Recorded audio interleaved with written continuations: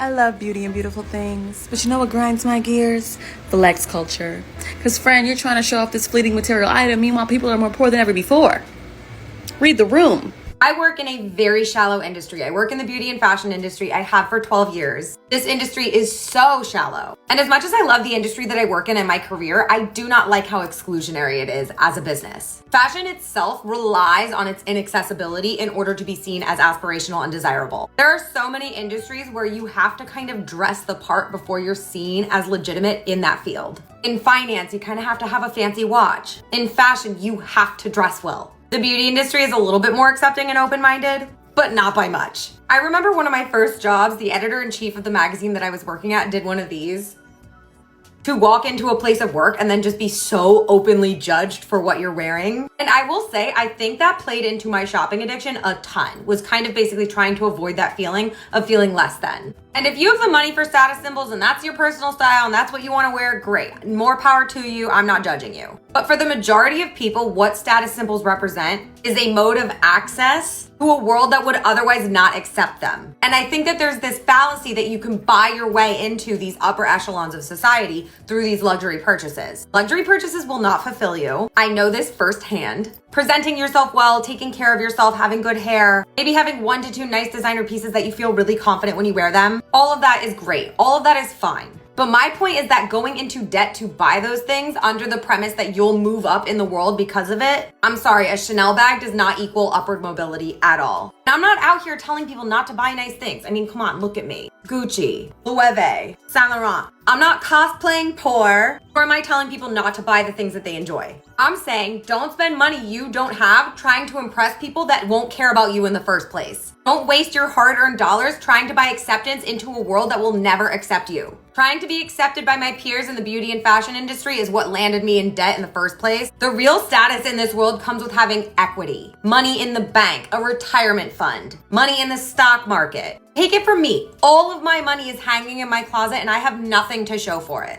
You don't need a closet full of designer. I have a closet full of designer, but I would much rather have emergency savings. It is not normal to regularly buy designer goods. It is not normal to have an entire closet full of luxury clothing and no money in the bank. You can maybe fool people for a little bit, but the second they see the way your eyes light up when a bill comes at dinner, they know the jig is up. Figure out what your personal style is, stick to it, and stop buying you don't need to impress other people who won't like you to begin with. Today's video is very near and dear to my heart. It's the power of not caring. We're gonna get into it, okay? First, hey friend, welcome to my channel, Creating Elude Mental Gems. This channel is dedicated to leveling up in all areas of your life. So let us learn together, read together, but most importantly, grow together. Now, without further ado, let's get into this video. Today, I just have 3 things, 3 keys as to the power behind not caring that we're going to break down, okay? The number 1 that I have here is that you stop flexing and spending money to look rich because you no longer care. A lot of us are plagued by the spirit of caring too much, and it can affect us in so many ways, financially, spiritually, mentally, physically. Whew, listen, I used to care so much. Nobody cared more than me. Okay, let me stop. But I cared about every little thing, overly cared too much, whether it was people's feelings, how they felt about some, how things will be perceived publicly. And it's something that we learn from a very young age in the Caribbean culture. When something's happening, they always usually tell you, oh, this is how it's going to look to the public, right? If you grow up around parents or a society that's like that, where you always put up a front for the public. You always make sure things don't look away and everything has to be perfect. I must say that this is not just the Caribbean culture. This is just the African diaspora, even in Korea. Like if you're not American, you're sending money back home, or you're in any culture, this is just the norm, especially if you send money back home. You have to always appear like you got it, things are good, and support everybody else. And that can make you go broke because you will be talked about in the family WhatsApp chat and how, hey, we thought Karina is doing good. We thought she had it like that. Look at her good career and stuff. She obviously don't because she don't send money back home. Or we need a new house, or we have kids that need to go to college she's not paying for. And so you have to go in debt or go broke to make sure you keep up that facade. And a lot of people that are not American, no matter if it's Caribbean or where you're from, they deal with that. They deal with the struggle of flex culture. And it's so toxic. It's so toxic because while you're here, you're broke. You can barely keep your lights on. They're living lavish overseas because you're sending all your hard-earned money to them. And sometimes it's not being put into good use. Sometimes they put it into good use, but most of the time it's not. I did want to share that part too. The flex culture within the Nigerian community is one of the main reasons why a lot of us end up in situations where we're being financially abused. Because you so desperately want to prove yourself to people back home, you in turn end up sending money that you don't necessarily have to prove yourself. A lot of you guys should be on the property ladder, you should have investment, you should be chasing your dreams, but you're unable to do that because you have trapped yourself in sending money that you don't have to people that you barely don't even talk to, just so you can prove you're not doing bad. It's quite sad, actually. It's quite sad. Like, the stories I've heard, it is actually quite appalling. Remember, charity starts at home. And think of it this way. If something happens in the UK where you needed money and they had it, would they send it to you? They won't. So why are you sending money? I hope they use this for something good. You don't know what is going on. We are making money, you are sleeping. You don't know what is going on, eh? We are making money. Gun shit, man. Gun shit. Dad, what are you doing with all that money? I'm sending it to your cousins in Ghana. They need it. Dad, I need money for college. Oh, you will be okay. Bruh, Dad, no they don't. They're not using it wisely. They're buying jewelry and unnecessary things. Hey, it's Antoine on WhatsApp. Big bust down really. We are making 6 figures. You are broke. That's not even your money. We are making 6 figures and you are broke. That's my dad's money. Get on our level. That's not even your money. That's crazy, bro. Culture is a big deal in East Asian countries, so much that BTS actually wrote a song dissing it. The song is called Spine Breaker, and it comes from Korean kids always begging their parents for the latest trendy items so they could be just like the other cool kids. And it would break their parents' back to keep up with all these costly demands. A real example is when North Face puffers dominated Korea in 2009 and were a huge status symbol. You just had to have it or everyone else would judge you at school. These puffers are hundreds of dollars and parents just had to cop it for their kids. What does BTS say in response to this?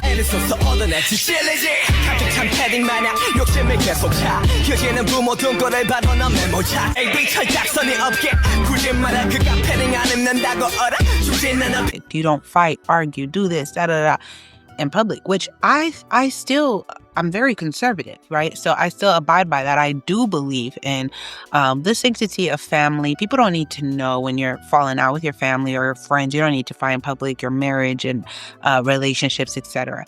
There's things that the public does not need to know, right? But it can also fall over into your academic, right? Because parents now, they don't want you to go to school and get an education solely for you to secure your future, but also how it will look to me as a mom or as a dad to explain to my friends that my child is a college dropout or decides they're never going to go to college, period. And now they're applying pressure on you because I don't want to be the only person with the child that didn't go to college, right? And you as a child, you know that it's an embarrassment to your family to not have a degree. It's an embarrassment to your family to be the one that married a bum or had a baby out of wedlock or be the black sheep in any foreign shape or way, right? So you grow up with all of that internal pressure, especially if you're it's not just a Caribbean thing. I notice even Asians deal with it, Latin America, just globally around the world, there's that pressure. And even here in America too, Americans deal with that too. Like there's still pressure, but I think it's a lot tougher for people that are outside of America because, there's so much pressure on what you do that you just care. You start to care too much. And it's like a pressure choking you. And as you get older, say you went to school, you got the degree now. Oh, by the grace of God, you kept yourself even in your reckless days. You haven't brought a baby to your family out of wedlock and, stuff like that. But now that spirit of caring too much is still draining you and looming over your head. So guess what? It starts to manifest itself in other ways where you still have to look perfect, which Instagram, social media does not help. I have to look perfect to those that are watching me. I have to be polished, every hair is in place, makeup, every strand, outfit, home pictures, etc. To the point now you start to flex.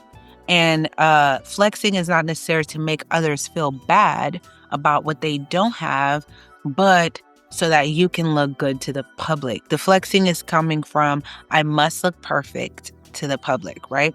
And so you spend money to look perfect to the public, because that's another thing. If you're from the Caribbeans, Haiti specifically, don't play about that. Your kids can't be snot-nosed kids out here. They can't look rough. They can't look dusty. They can't look, you can't look rough and dusty. And even the men will tell you, we know how wealthy a man is based on his wife. That's how it is in Haiti. If your wife look dusty, that means you dusty. So the men don't play that with their women looking good. Like, they'll give you the funds to look good. It's a rare, very rare, even the modern Haitians don't play with that. It's very rare to see a Haitian man not invest in his wife's look, his kids look. Like, they would rather the kids and the wife look good, and they'll sacrifice and look dusty than for them to be embarrassing. It's very rare. Now, some of y'all might, if you Haitian, you watch, you might deal with somebody that's not like that. I don't know what to tell you, but all the Haitian men around me, all my brothers, uncles, and just the men around me, my friends, that's just how they are with their women. Their women are always, there's a look for it. The kids gotta be on point. Everybody gotta be on point. So, but that's the culture of it. And if you don't know, like, you're on the outside looking in, because I know a lot of Nigerians, I have a lot of Nigerian friends, friends from Ghana and the African diaspora, right? A lot of them are like that too, where they look like they're flexing a lot. They throw their money at everything. They're living super luxurious in this. No, it's not necessarily flexing to, I'm better than you, look what I got. It's not that. It's a cultural thing. It's culture. Nigerians are some of the most, I always felt like Haitians and Nigerians are so close to personality, like how we're raised. And the only other rice that I would eat for days outside of Haitian rice, all types of Haitian rice, is jollof rice, okay? Let's just say that. Shout out to my Nigerians in the comment below if y'all can relate, okay? But culturally, Nigerians would seem very flexy, very over the top and stuff like that. But it's culture. It's a look. It's a look. They have the same pressures a Haitian would, because Haitians are like that. I know the media like to show you just poverty and gloom and doom for Haitians all the time. But no, we live. And there's a look, honey. And even if you aren't the wealthiest, there's still a look. Your uniform got to be super clean. There was friends in my most poverty-stricken days in Haiti, in Laguna, when I was born, before going to Port-au-Prince. I already tell y'all my story of Haiti and my testimony story. But there are people living in coconut houses. Like, the coconut houses were made with coconut leaves. But I guarantee you, one outfit to wear to school every day. You wash that outfit every day you came from school, and you laid it out to dry, and you'd spread it under the sun so that it was ironed, still crisp. The sun would iron the outfit, dry, it's clean every day you go to school. You could not look crazy. You could not look crazy. Your face was greased up. You was greased and lotioned up. No ash, chapsticks. We ain't had that, but our lips was not busted, split open. Hair was done, laid, fried, dyed to the side. We look good, okay? And even in the coconut leaf houses, small and humble, you'd always see the ladies sweeping. They took pride in taking care of their homes, no matter how little of it they had. They took pride. It was not a flex for them, but it's something. And the other ladies in the neighborhoods of the coconut houses will judge you if your house look crazy, right? And it's just a culture, right? So in America, when that culture is in you, you can find yourself, I was starting to fall for that. I have to spend to keep up this image. I have to be the daughter or the person that got it all together financially. Everything's in order, this and that. I can do all this. to the point you're now spending money that you don't have, or even if you have it, it's so pointless to spend it. Why? Now that you done spend it, if you had it, you got to keep working to multiply it, to continue the lifestyle that you're in. And it becomes a non-ending situation. I stopped caring in 2024. All 2024, I stopped caring. Believe you me, I stopped caring. Still a lot of ways to go, but I made some strides, like major strides. That's why it's near and dear to myself, where I'm not spending what I don't got. You know, I recycle stuff now. Because it used to be, I was at the point where I wouldn't even come on here with the same outfit twice. I already done wore this shirt like in 3 other videos, right? But I wouldn't come out here with the same outfit twice. I just keep buying. For what? No, I'm recycling. I'm good. Like, let me finish my perfume. Like, having excess for what? I used to have like a wall of perfume, just different types of perfumes. Some of them I wear once, never again. Why? I just like, Korean, it's a waste. Find your top 3 perfumes. Now I have 3 perfumes. It's my top 3 because I like to mix and match my perfumes, and I'll use them up before I go buy more. If I want to try a new perfume, let me finish the ones. I'll have this on my cart, on my board of things to get. And then once I'm done with my older perfumes, I'll go get new perfumes. Because why am I wasting like that? Like, that's where my new mentality is, where, no, I don't need all those stuff. Let me use them up. Like, you're supposed to change your running shoes every 6 months, right? So that's what I'm saying. Like, it's all scientific. You don't want to mess up your feet. Use up them shoes, run. Because in my weight loss journey, I'd be walking a lot, running a lot, like using the shoes. Wait till they're done. I don't need 6, 7 new pairs, whatever, blah, blah, blah. And there's stuff you have, like, it's better now to spend money on good quality clothes, good quality shoes and purses and stuff that's going to last. You could wear often, even when you wash, you're not going to get dingy. I have what's the use of spending $4,000 or $5,000 on a purse that you wear once or twice to take a picture with and you never wear again? You will continue to see the purse in my pictures. The same sandal. If I spent $500 on a sandal and then I'd wear the sandal once, you're going to be sick of that sandal. You're going to keep looking at that sandal. And it's not a matter of if you have it or not. It's just, why do we buy stuff just to discard them like that and not wear them again, or to flex for who, right? Our parents, our culture, our society has put it in our heads that we have to do that. When I stop caring, oh my goodness, it's so liberating. I'm not caring about none of that. I don't care to flex. I don't care if I look poor. I don't care if the thing got designer on it. I don't care to show too much. It's just like, okay, listen, I'm drained. I'm all flexed out. And if it look like I'm not doing well, oh well. Because some people would, they gossip a lot, especially in the Haitian culture. Be like, oh, she stopped doing this or she stopped doing that. She must be going broke. Word on the street, she ain't going like that. She started. She downsized a lot. She did it. Yeah. So I have my little car. I'll give y'all that story. I have my little car I've had now for about, I don't know how long it's been. It's been a minute. Probably 4 to 5 years, let's say. Same little car. I done paid off that car, okay? I finished paying off that car in 2022. Love my little car. First little luxury car. I saved money for. I worked my butt off to get my little car, And it's good for me. It's good to me. It's cute. It's nice little, Benz. This woman, I know not, came up to me in that church at that. When you gonna exchange your car? What? When you gonna get a new car? What's wrong with my car now? I don't know. You could update it a little bit. What's wrong with my car now? I just finished paying off this car. What you mean I need to get another car? Or I need to update my car? I'm done paying this car off. I'm going to ride it until it can't ride no more. Until God put it in my heart to get a new car. Until I want another car. Like, what you mean? Why do I need 2 cars? Why do I need 2 cars right now? If this car has a problem, which just barely any mileage, it's still great condition. I bought the car fairly new.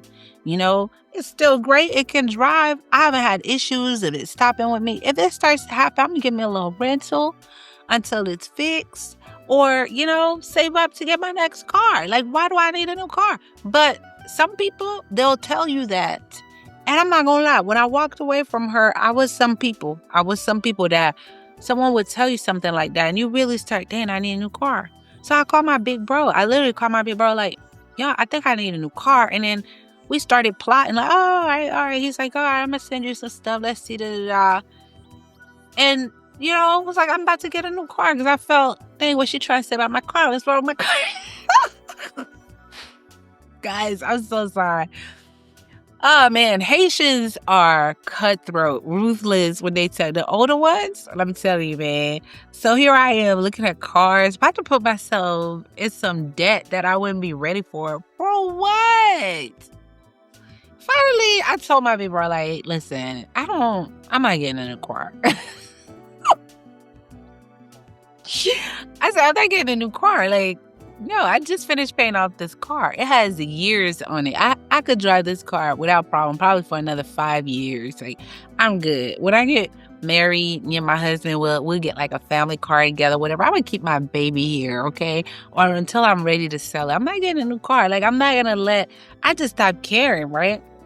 And I'm riding with my car, whatever, and I'm looking that a lot of these people will get new cars to keep it up to date, updated, modern, and this and that. The flexes, to them, that's like, oh, you got it, I know you can, why not get it? No, that's a waste. You don't keep your money by wasting and caring. Imagine if I cared what this lady said. And then 2024 came with so much shocking, like, I've had family with medical issues and stuff like that. A lot of stuff came out of the woodworks. And I'm like, imagine if I put more bills on myself with all of this stuff that came out of the woodworks, all because somebody making fun of my little car, like I need to get a new car, this and that. Listen, lady, my stuff is paid off. I don't gotta be stressed. Like, if your house you just paid off your house and you want to buy a new house, girl, you better enjoy your house that you just paid off, okay? Stack up your coins for when, hey, maybe now I want to do Airbnb or, rent out the house or whatever. Your family's growing, or maybe you want to downsize, it's too big or whatever. When it's on your heart, but don't let people dictate what you want. Because I may want a new car next year, but I want to get it because I want it. Not because I care what other people are saying or flexing. That's what I'm saying. Back then, I would have cared and I would have moved quick with haste, try to keep up. Now I'm like, I don't care. I'm staying with my car. Next thing is you actually get to enjoy life and do things you enjoy instead of worrying about if it's approved by others. That's the power in not caring. Like, I'm going to do what I enjoy to do. I'm going to go where I want to go, like travel where I want to travel, eat foods, play music. Like, when you stop caring, because even your taste buds, is dictated by what other people like. No, girl, listen, when I stop caring, I've discovered who I am, my real self. Like, wow, I never knew how much I value solitude until I stopped caring, because all my life I was people pleasing. So I was always around a lot of people, because people pleasing will cause you to be around a lot of people, because a lot of people will want something of you and you're going to be in their face, in their vicinity, etc. So with the people pleasing, it came with a lot. But when I stopped people pleasing like that, I was in myself a lot more, like in solitude. I'm like, oh my goodness. And then in my solitude, I found out what was valuable to me, what I actually like to watch, listen to, little self-care hacks, trying new recipes that, there's certain foods I thought I would never eat that I actually like. I'm actually okay with eating this. There's other ways to cook fish, that, different cuisines, not just always the Haitian style or the American style. Like, there's so many different cuisines out here. I'm trying new recipes. So I'm like, I never thought I would like this type of food from this culture, but I like it. Like I told y'all, I tried jollof rice for the first time. Like, and then my friend's husband, my best friend's husband, he makes the best jollof spaghetti, jollof pasta. Listen, the same way you do the rice, he'll do the spaghetti the same way with the jollof. Listen, we be tearing that thing up, right? But It comes in with trying new things and not caring, not trying to, even for holidays, celebrate it your style and don't care if it's approved by people. Birthdays now is what you want to do. There's a liberation. Like, you're never going to discover yourself, what you like, who you are, if you're constantly seeking the approvals of others. So you have to literally not care. And then the last thing that not caring has done for me is on the spiritual tip, right? Spiritually, I used to care to the point where I didn't want to offend people or sound too preachy or talk about God too much or this and that. It was in a sense like I was denying my Father before men, right? And God don't like that. He said, anyone who deny me before men, I will deny before the Father. When I stopped caring too, like, I don't care if it makes you uncomfortable that I serve God. Even with a lot of subscribers, even on my documentary channel, I start, talking about faith on there too a little bit more.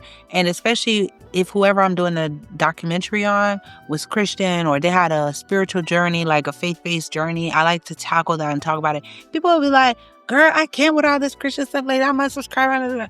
Back then, if I cared, I would have toned it down a bit. I'm like, listen, bye. That's just who I am. Just like you're unsubscribing, somebody else will like it and they'll subscribe. I'm good. On this channel, I started talking more and more about Christ. Oh, I lost thousands of subscribers on this channel. Like, this year should have been the year that 2024, because I don't know when I'm uploading this video, probably 2025, because it's close to the New Year's. But 2024 was when I was supposed to hit 100K. But I lost a lot of people because they didn't want to hear about God. And I've even had close friends that were, at the time, like, people, they meant well. They weren't trying to see me not succeed. Bless their souls. They just didn't know better. But they were telling me, hey, maybe everything don't have to be God, God, God so much. Maybe talk about other things so that you can grow. Because, yeah, my numbers were going down and I was confused about it for a minute.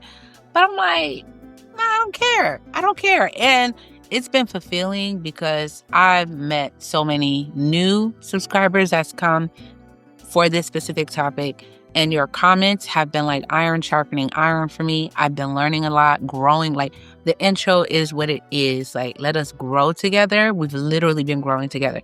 And for those that I see on Instagram, whether I follow back, I'm looking at the growth. Like, we're growing together. Y'all watching me grow in real life.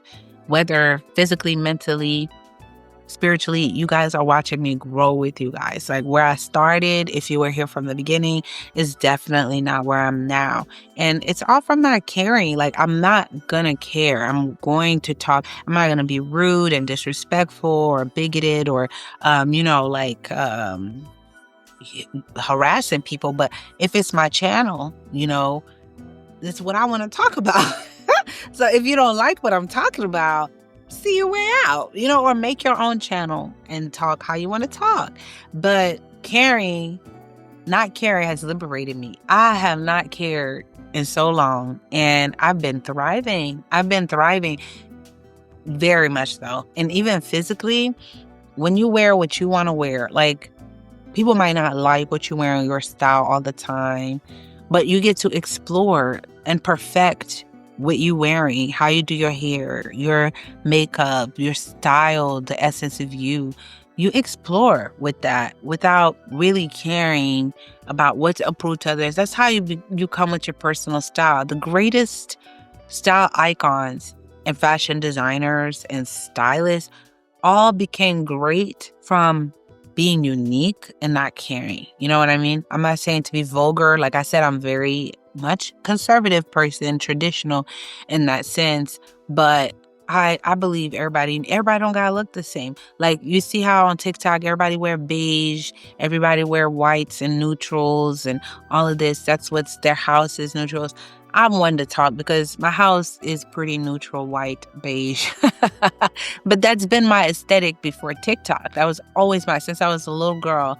I liked empty spaces. Like, I don't like a space to be too full of stuff or too much color because my mind, I had real bad ADHD, overstimulated, So the emptier of places, the less colors, the more mute, it's it lowers, it just relaxes me. That's what I would say. I don't like to be overly stimulated, but it's not I have a lot of pieces that are contemporary or pieces that are modern and slick too, but some that are sharp edge cut German. And then you'll have some, antiques that are, like my dishware are not all beige and stuff. I love colorful dishes. I like antique, like Parisian style dishes and stuff like that. And touches of color is everywhere, but not too much. And different things have different colors for it. That's your style.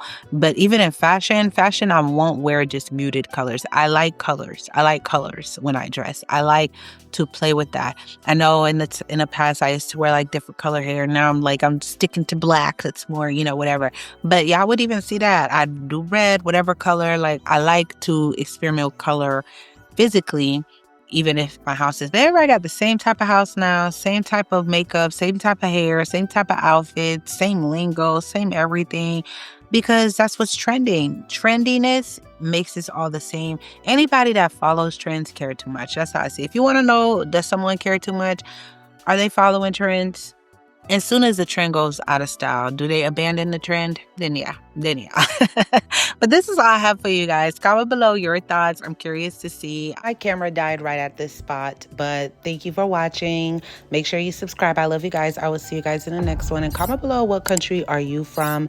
And is there a pressure to flex? I will see you in the next one. Love you.